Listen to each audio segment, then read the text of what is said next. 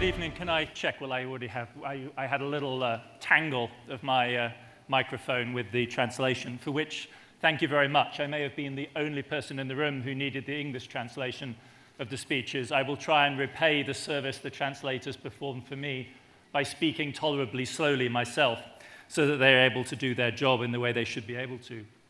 It's a real privilege to be here this afternoon with you at this extraordinarily interesting event. Doubly so, I think, as it's your first in-person event since the COVID crisis. It is wonderful, I think, at events like this finally to get back together again in person, to be able to meet and speak to each other face to face. It's my first trip to Asia since the crisis. It's a delight to be back, and it's my first trip at this venue. That novelty comes with excitement and joy. It also comes with the possibility of rookie errors. And I realized that I had made a fundamental rookie error just this afternoon when I was coming down here for the rehearsal and bumped into Executive Vice Chairman Wu in the corridor, and he greeted me with great elegance and generosity, and then proceeded to reach into his wallet and produce a business card.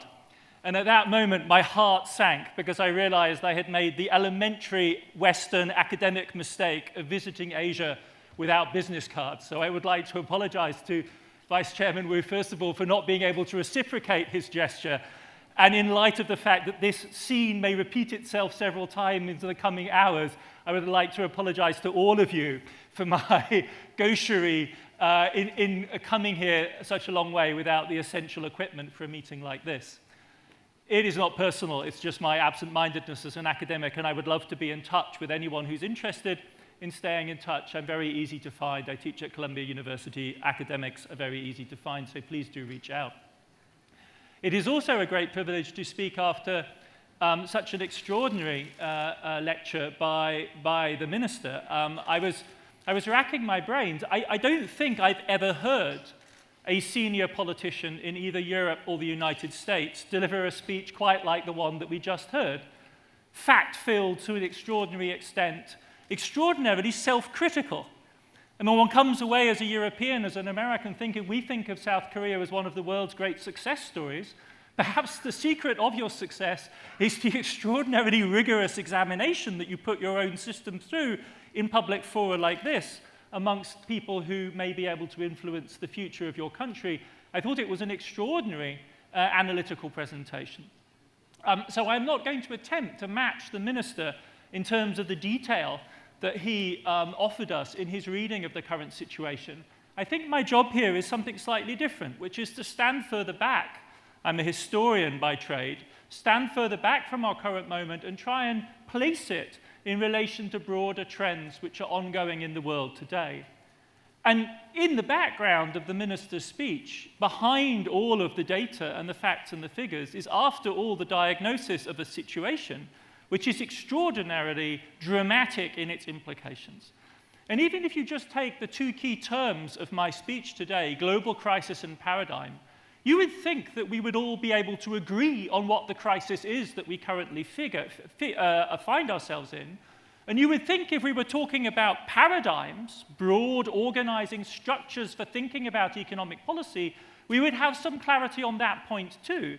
And the fact of the matter is that when the organizers, quite reasonably 3 weeks ago, asked me to send them in advance their PowerPoint slide, my immediate reaction is, that's completely unreasonable. I do not know what will be going on in the world 3 weeks from now. It's too difficult to actually, at this moment, anticipate the variety of different shocks which may be impacting us at an extraordinary pace.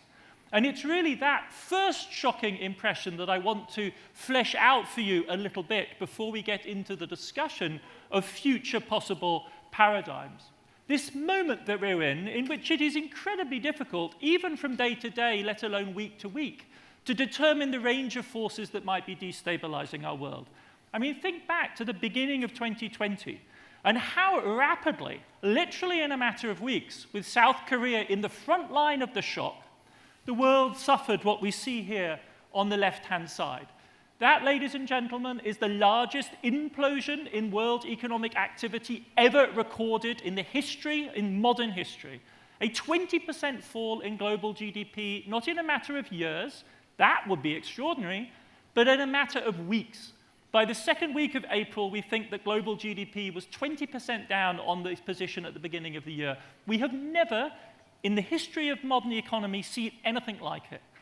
Likewise, the rebound in 2021 was the most rapid in 50 years. Global growth of over 6% is the most rapid global growth that we have seen in 50 years. And the slowdown that we are seeing right now in 2022, the slowdown from the rapid recovery of last year to the sudden deceleration of growth expectations in the first 6 months of the year we're currently in, is the most rapid deceleration, the most rapid application of the brakes in 80 years. In other words, since the late 1930s, when the recovery from the Great Depression suddenly ground to a halt in 1937. So the most severe shock, the most rapid rebound, the most sudden braking, all of them in recent memory. A really dramatic period that we are living through. And it isn't just the economy, after all, that is disrupting us. The range of crises that we face at this current moment demands some sort of crazy graph like this. It demands a graph which somehow allows us to think about the interaction between the food crisis, the potential debt crisis in the emerging market world, Sino-American tensions, fragility within the Eurozone, the ongoing COVID crisis in China. We were invited by the chairman of our meeting to come here to relax, and when I thought I was going to show this graph, I thought this is very counter to the spirit of this meeting. But this kind of graph is one way of attempting to grasp what we are experiencing at this moment. We can break it down using something like a matrix in which we try and analyze the impact of one crisis on another. All of these things, by the way, you have in your excellent handout. So if you want to go back to or try and decipher some of the small writing here, you find it there. But here we can trace the way in which one or other type of crisis, be it inflation or recession, or what I call GOP risk, which is the critical challenge to the stability of American democracy coming from the American right, interact with all the other factors. And if you do this, you can find some structure in the current situation. So it's very likely that the world now will suffer a profound food crisis, by which I mean the poor country world.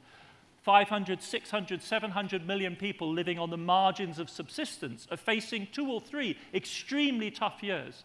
But they are impacted by crisis, not themselves generators of crisis. This is how power, how hierarchy in the global economy operates.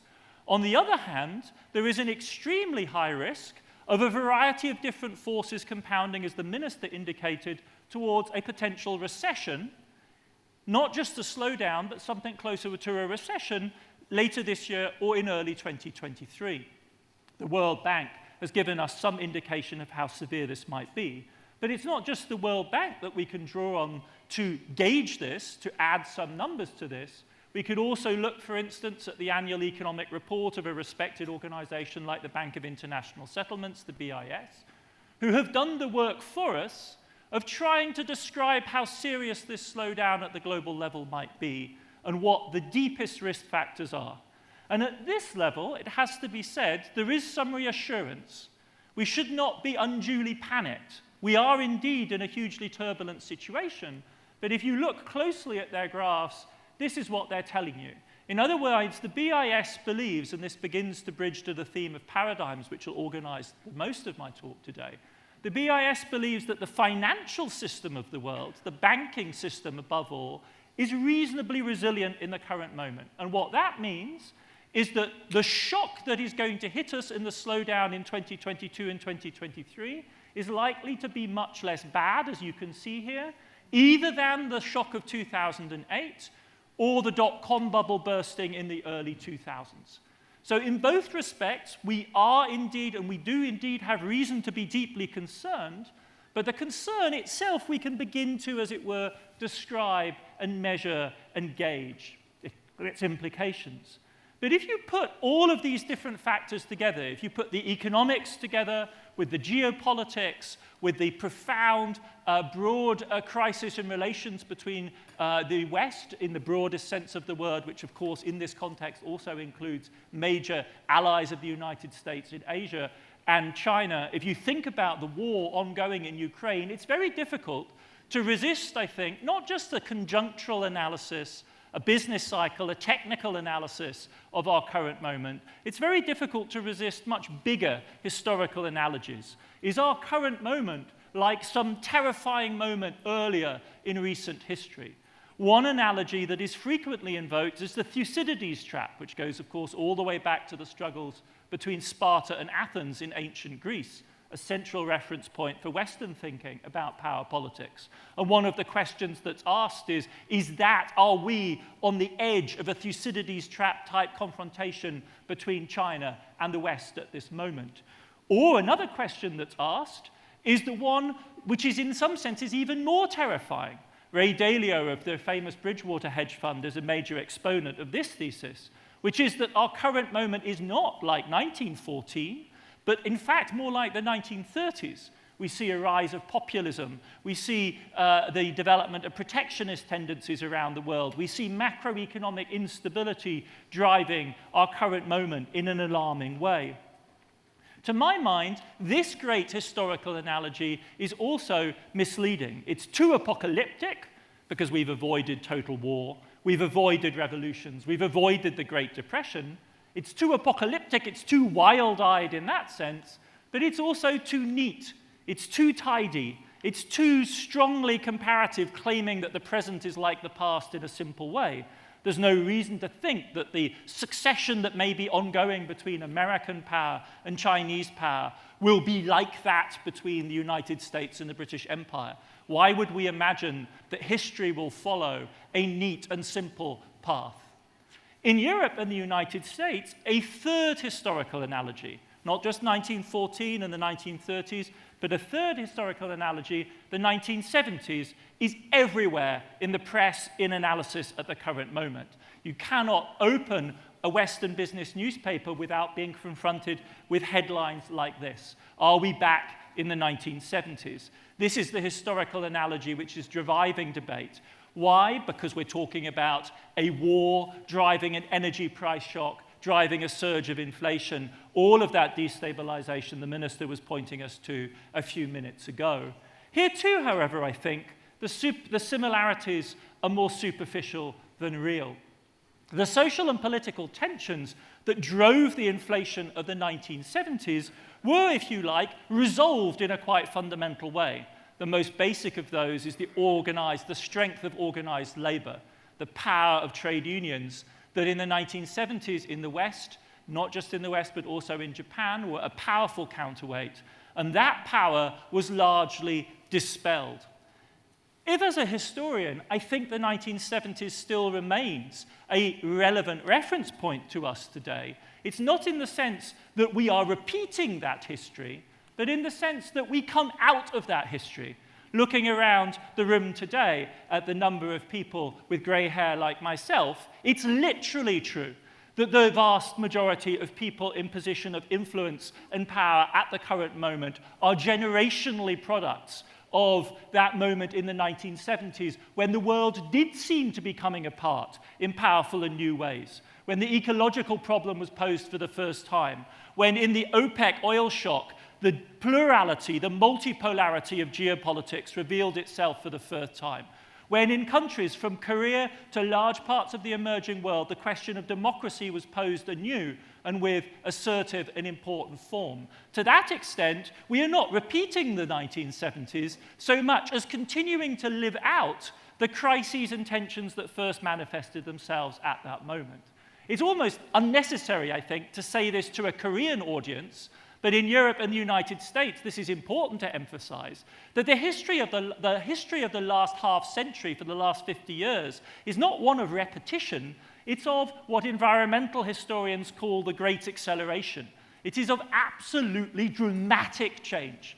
And it's very important, I think, to take the experience of a country like South Korea and insist on its relevance in the current moment precisely for that reason. Because a story of repetition for a country like Korea makes zero sense, whereas Europeans and Americans constantly go back to their earlier experiences as though we could be repeating, which obviously in a country like this, transformed in the last half century, makes very little sense at all. The story of our current moment is not therefore the repetition of old crises, but new crises emerging within a system which has undergone continuous, relentless, dynamic, transformative change across this entire period.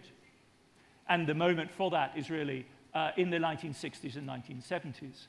If we can talk about paradigms, moving now to the central theme of the second two-thirds of my lecture, if we can talk about paradigms organizing this protean flux, this extraordinary historical process of change which South Korea exemplifies perhaps more than any other country in the world, even more in some ways than China, if we can think of a paradigm which organized that transformation, it is benchmarked, organized by two American moments. One is August 1971, the moment at which Richard Nixon broke the Bretton Woods system, a technical monetary moment, but actually also a moment in human history, because it initiated the process through which money, which has been around for millennia, for thousands of years, finally began to be dissociated from gold or any other metallic or substantive backing.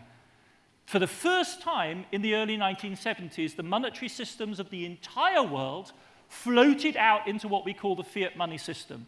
And the entire backdrop of modern financial history depends on that moment. So this is one anchor of the paradigm of globalization which America made from the early 1970s.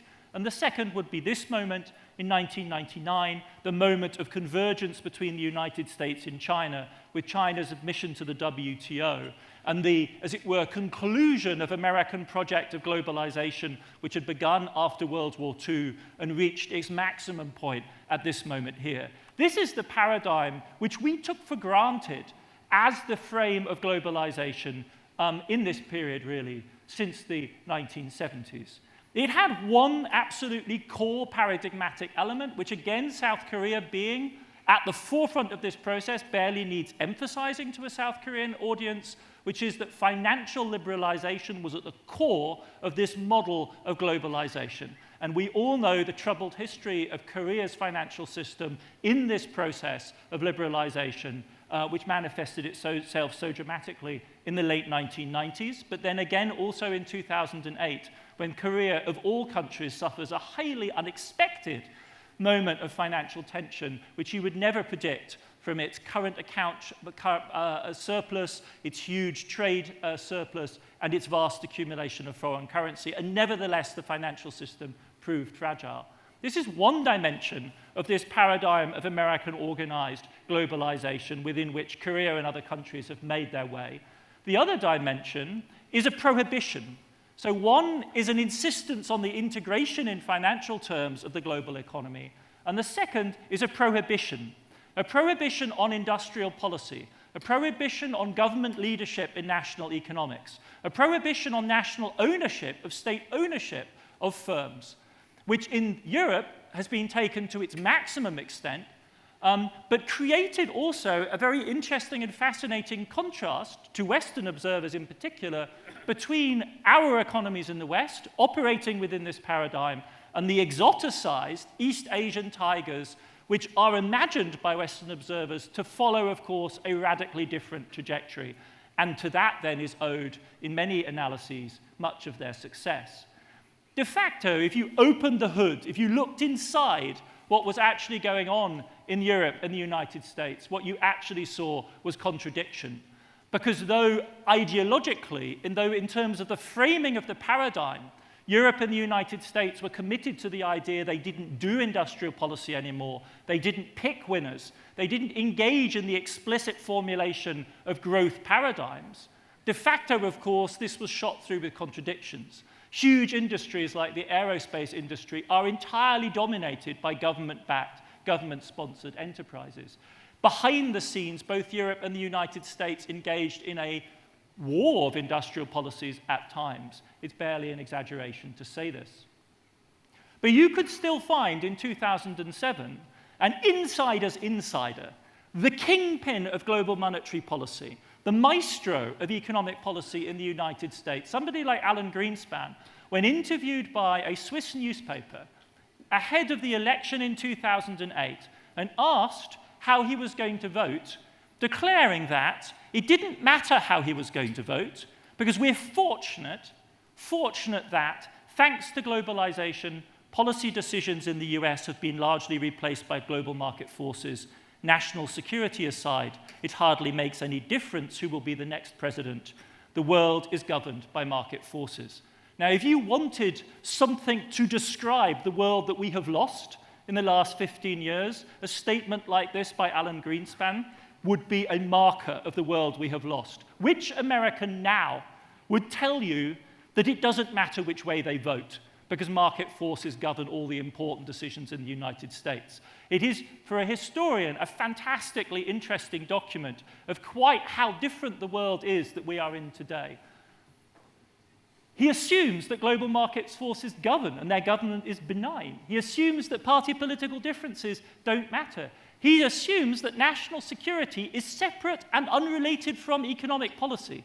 Three assumptions, none of which any longer would make any sense to any informed observer of the American scene. And this is Alan Greenspan, and no one laughed in 2007 when he said this. No one laughed. It was a common sense. This delusional self-confidence about the fact that the economy and global market forces can govern themselves, that paradigm that organized the world really from the 1970s onwards, is what we live amongst the wreckage of now. That is what I think somebody like the minister that we just spoke to is struggling to find his way within, amidst the wreckage of that paradigm. Because the combination of the financial crisis, the polarization of American and other democratic politics, the geopolitical challenge posed by the rise of China, the realization of extra-economic crises and tensions of various types have all rendered that basic idea that it didn't matter who you voted for because the market would take care of things, essentially historically obsolete, something of the past, a kind of almost sentimental memory that we can remember from our middle age, our early middle age, those of us who are in their 50s now, as the answer to the problem of the 1970s, but no longer as a credible description of the world. And the result is that right now, the questions that the organizers posed to me, which is, Professor Tooze, we have a crisis, what sort of economic paradigms come out of it, is not just the question being asked here, it's being asked everywhere. And it is, in a double sense, bewildering. It's bewildering because, of course, you have to actually devise a paradigm. You actually have to come up with a concrete idea of what you're going to do. But even more dramatically, as recently as 2007, no one thought you needed a paradigm. The very idea of having to have a growth model as such is the shock that is being experienced with real force, both in Europe and the United States at this moment. And of course, the buzzword for this, you will know this, is industrial policy. All of a sudden, you actually have to concert forces towards a particular goal. Now, some models have emerged. Some paradigms are, I think, beginning to emerge from the wreckage of the world in which we thought we didn't need them, in which we didn't need orientation and there weren't choices to be made. But it's a patchwork, it's incoherent, and it is hotly contested between the major players in the world. And that places, and this is going to be the thesis of the last 20 minutes of my talk today, players like South Korea in a strategic position. Because as self-critical as the minister may be about the situation of South Korea, don't kid yourselves that the rest of the world is not looking at your country as an example. It's a hugely important example of how good governance works in democratic capitalist societies. The stakes are very, very high, and they're very, very high here. One paradigm which has emerged, which has been reasonably effective, that is quite clear, quite concrete, and has emerged from the wreckage of 2008, is the macro-prudential financial regulation paradigm.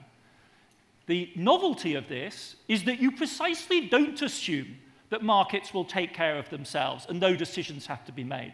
You presume the opposite. You adopt the precautionary principle. You assume that financial systems are going to break and blow up and potentially destroy the whole economy unless they are tightly monitored, constantly measured against hypothetical risks. This is the whole business of stress testing that anyone in the financial sector will know and complain about. Constantly having to measure their balance sheets against worst-case scenarios, again and again and again and again, and constantly changing the worst-case scenario.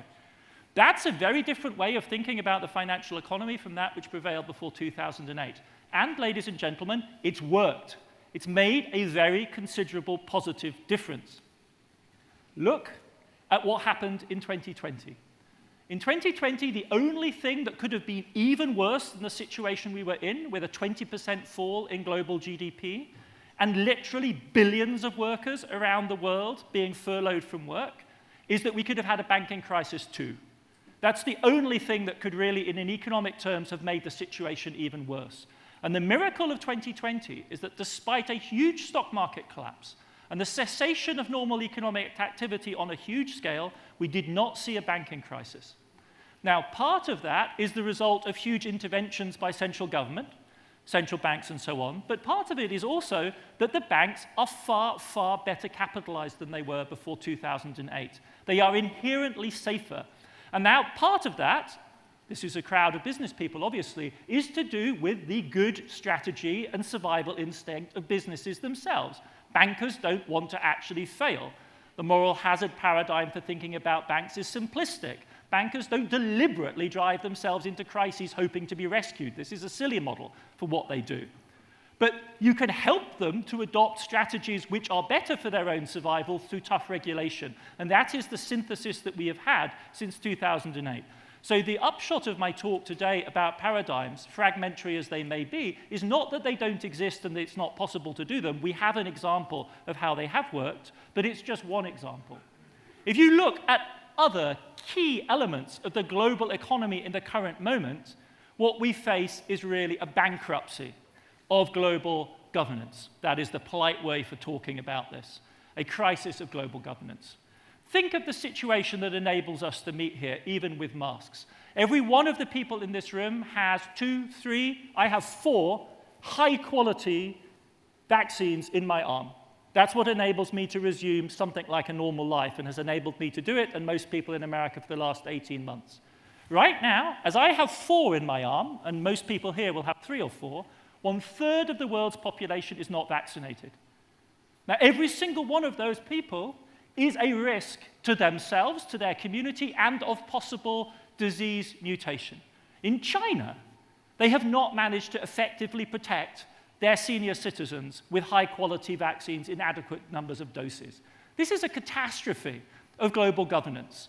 It's inexplicable from an economic point of view because we know that the risk to the global economy from a further serious pandemic outbreak would be catastrophic in the order of tens of trillions of dollars. The highest possible cost estimate for vaccinating the world is $100 billion, and yet that relationship is not one that we can span through rational policy. This is a paradigm failure of the most dramatic kind. And it plays immediately into the economic estimates. This is not a matter of humanitarianism. This is not a matter of ethics. It's a matter of where we want global GDP reliably to be in 2023 and 2024. This is a paradigm failure. And it's rooted in other paradigm failures. Part of the problem here are the unfruitful, hopelessly bogged down discussions about intellectual property, patenting of vaccines, and the forum in which those debates are had out, which is the WTO, which itself is an institution which has ceased functioning essentially since the Doha round of 2009, which the United States has systematically undermined, and in which party politics, if you like, the politics of the global north against the global south are played out at the expense of finding quick and rapid solutions that will actually move the world economy to the place where we really should be able to move it. This is a paradigm failure. And we know what the substitute for the WTO is. We know since 2009, this is moving to another dimension, we know since 2009 that we have moved away from global trade deals to regional trade deals, and the most dramatic of those was, of course, TPP, what was supposed to be America's plan for a large-scale Asian trade deal anchored by the United States, and we all know what the ridiculous, tragicomic history of that trade deal was, with Donald Trump, as one of his first acts in office, signing it, America's participation in the deal out of existence. But I'm sure it's an open secret here, as well as it is in the United States, that though Donald Trump delivered the coup de grace, Hillary Clinton would have buried the same deal if she had become president. The fact of the matter is that no American president in the last decade can afford to be proactive on trade policy. So we end up with the extraordinary situation in which it's China that joins, or attempts to join, or applies to join, the deal which Japan, one of the great achievements of Shinzo Abe, was after all to rescue TPP after America's pullout. But it is now China that is applying to join the trade deal which American architected, apparently as an effort at containment of China. The upshot here, and this is the crucial point that I really want to make the takeaway of the last 15 minutes, is that the United States, as the generator of paradigms, which is the fact that we have taken for granted in Asia as in Europe since World War II, the United States as the generator of paradigms is no longer what it was. To put it mildly, the United States, which generated the post-45 model of economic growth, within which Europe, Japan achieved their huge successes, and then in the 1970s tore the rule book up and asked the world to join a different paradigm within which South Korea has prospered so dramatically. The United States, which anchors that system, is no longer in the position to do it. It will still talk about leading the world. It will say it is back. And the Biden administration performs coherence, civility, intelligence. The Biden administration are full of highly competent people. But it is a highly fragile situation. It is a Potemkin village of global leadership that we are experiencing in the current moment, and it is about to be blown apart by the upcoming American elections in November 2022, when it will matter existentially to the future of the American Republic which way you vote, where you vote and how you vote. And this is a profound shock, I think, for global thinking about the question of economic growth and economic paradigms that we all, and I'm saying we here, in East Asia and Europe, are still in the process of digesting. America too. It should be recognized. I'm not here to criticize. This is a matter of realism. American society is the way it is. We have to recognize the politics that follow from that. But we do have to recognize the politics from that and come to terms with them. And when we ask the question of what the future paradigm is, do not look to the United States to provide it for you, is the basic takeaway here. Along with the rise of China, the crisis in the United States is driven by a whole variety of different factors. We could do lecture after lecture about each one of these points. It's a country haunted by the exceptionalist promise of national greatness. It is impossible for an American politician to give the kind of honest lecture about the situation of South Korea that you take for granted from your senior politicians here. That's part of the shock for me of listening to the minister. It's unthinkable that any American politician could give that speech. So detailed, so self-critical, going into the fundamental issues that afflict society, long-term issues. All of these things are taboo in Washington because it's all got to be about making America great again, right? This obsessive, unhelpful framing. The institutional legacy of America's great power preponderance is massive, and I will say more about this in just a second. It is a huge elephantine military power, the likes of which, and again, no reason to spell out this for anyone in Korea. The irrationality of the Republican Party, to my mind, whether you are conservative or liberal in your orientation, and all my intelligent conservative friends in the United States are in a state of perpetual agony over this, because the party which they and their families have in many cases over generations been committed to, which they saw as the defender of American business and its interests, no longer functions as such. It has become a vehicle for a kind of expressive populism, which really has its closest analogues in Latin America, in Bolsonaro's Brazil, perhaps. The institutional weakness of the Democratic Party, which is simply very bad at doing what parties have to do, namely win elections.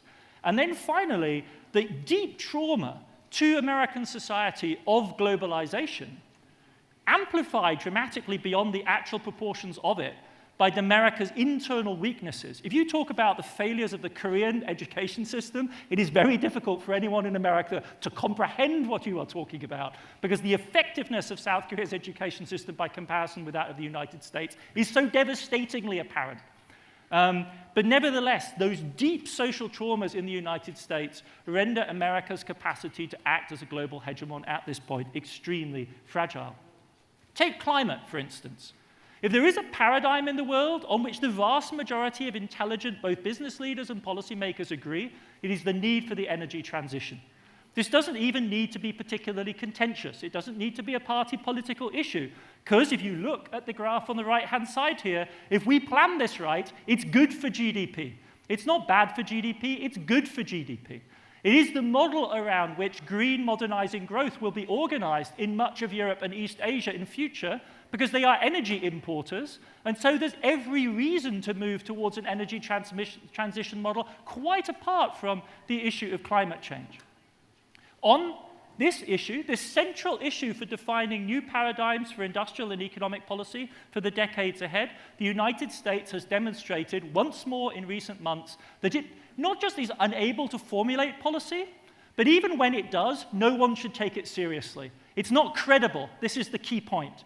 There are Americans of goodwill. There are visionary Americans who can see the future, who understand that the energy transition will happen in the United States too, but you cannot trust them, not because they're individually not trustworthy, but because they do not have the majorities, they do not have the social consensus, they do not have the basis for building democratic support for the kind of policies they want to pursue.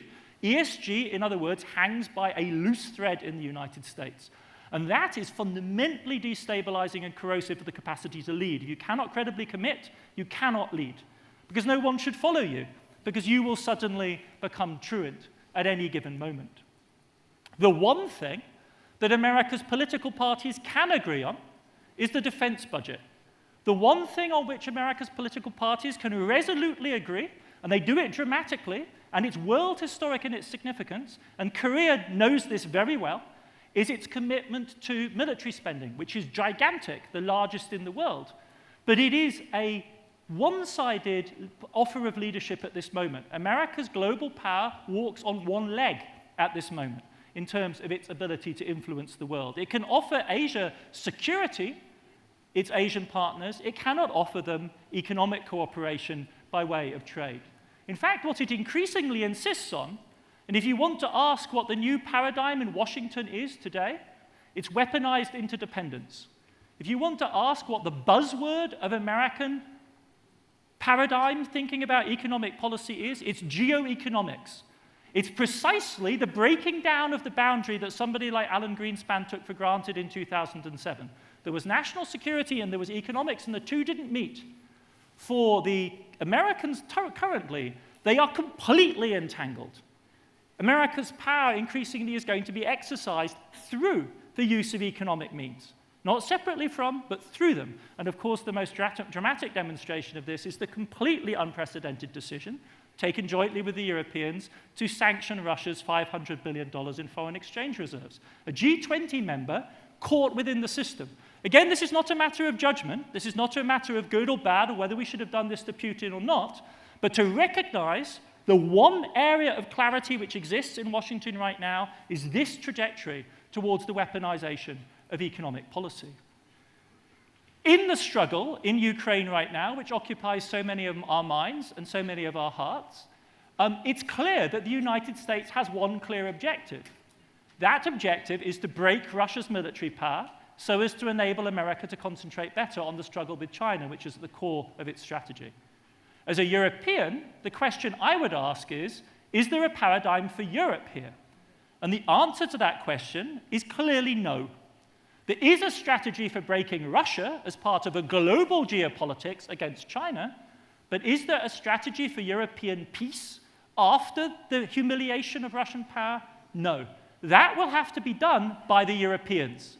It's too much to ask of America right now. Again, not a matter of judgment. We just need to be realistic. Who is going to do this work? It isn't going to be America that's going to do that long-term work.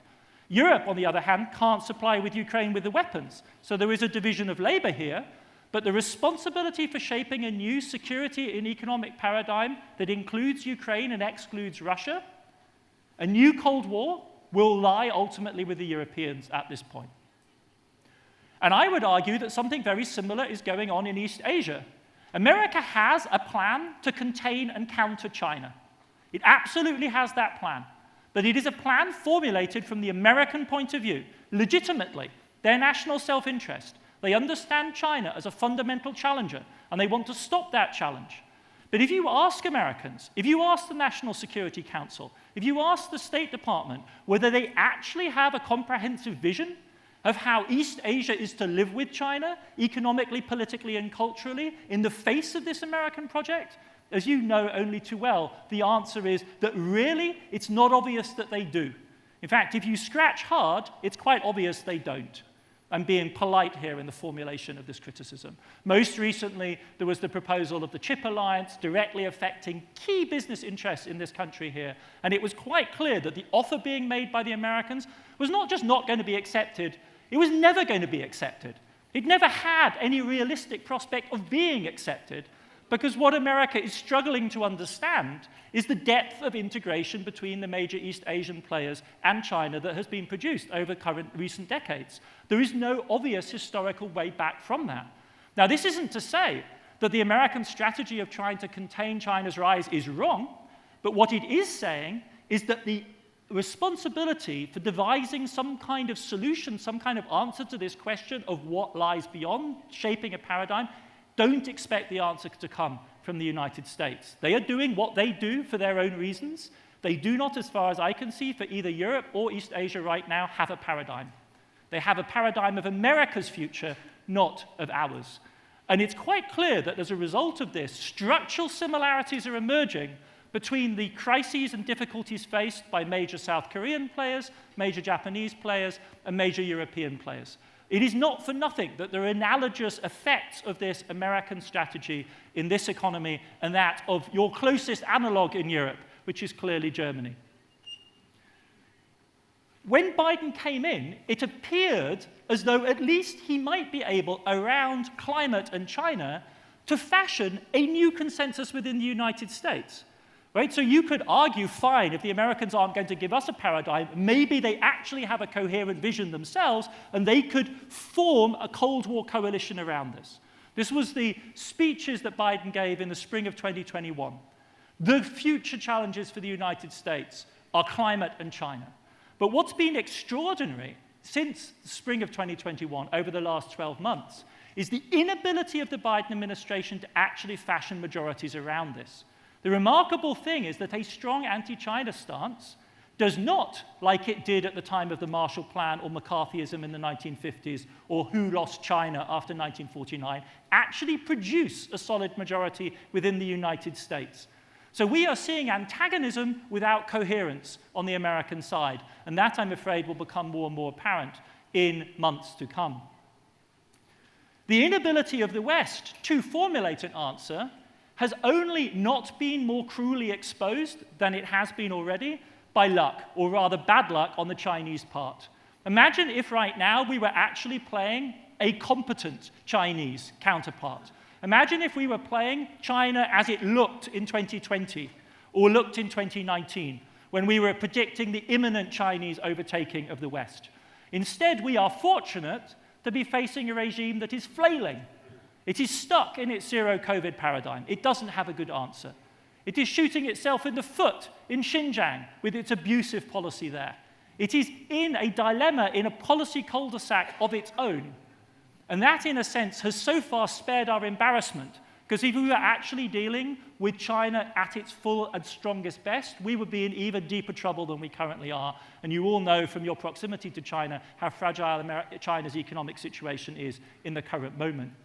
But though my conclusions are quite negative, that neoliberalism has lost its self-confidence, that the global public health WTO regime doesn't work, that America is no longer providing a paradigm, that China is caught up in its own domestic problems, this isn't to say that we are unable to form paradigms in the current moment. And I want to go back in concluding to the more positive point that I want to make.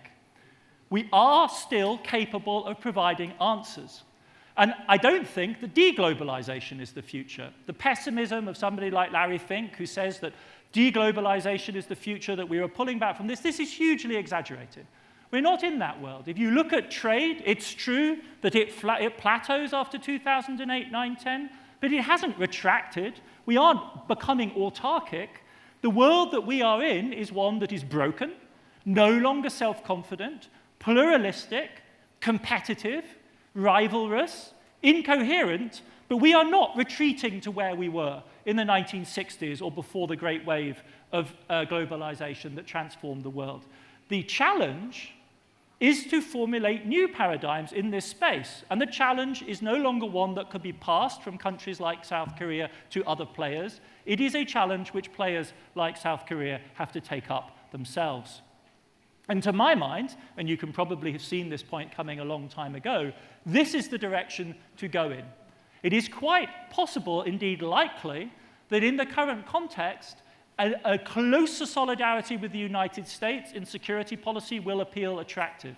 But my advice, my analysis, is to say that we should guard against this, because on the fundamental issues of paradigmatic futures for East Asian economies, for Europe, the future is not going to be made in the United States, which we have to recognize as being preoccupied with its own domestic issues and occupying a political and cultural and social space very different from the society that you take for granted or that Europeans take for granted. So this kind of initiative, to my mind, Korean-EU relations, should be where I think the emphasis should lie in thinking about paradigms in the future. Now, the EU has many, many problems. It does not offer a simple paradigm. It's a mess. It's shambolic in its own way. It's riven by deep divisions. It has structural flaws. It's disarmed itself. Its corporate sector cannot compete on the global stage in many ways. It lags in the current generation of big tech. It's much less digitized than your country. It's aging, as is South Korea. It has problems with immigration, and it lives in a complicated neighborhood. But, and this is the important point, it nevertheless recommends itself, I think, to you as a key partner, because it's the only political system in the West which has comprehensively addressed the range of issues that we face today.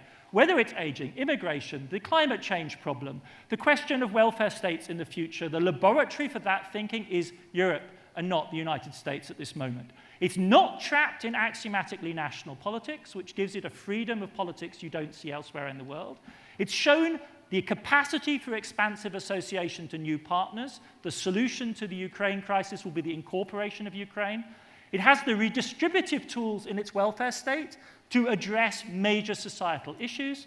And it's also shown the capacity, like Korea, for democratic innovation. New parties, not parties which inherit from the 19th century, like in Britain and the United States, but new parties govern the most significant countries in Europe. And that should not be taken as a failing. It should be taken as an advertisement for democracy's capacity for innovation.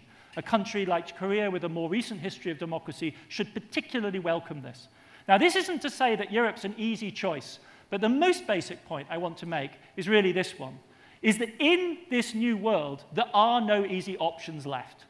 And if it isn't you who are going to be formulating these new paradigms, please don't look anywhere else for them to come from somewhere else. It's in highly sophisticated, highly successful societies and economies like your own, like that in Europe, which are in many ways tackling the big global issues of the 21st century, that we need to look for these new paradigms to emerge. And in that respect, it's a particular privilege for me to have been with you here today and to share in the conversation that you are having about precisely these issues. Thank you very much for your attention.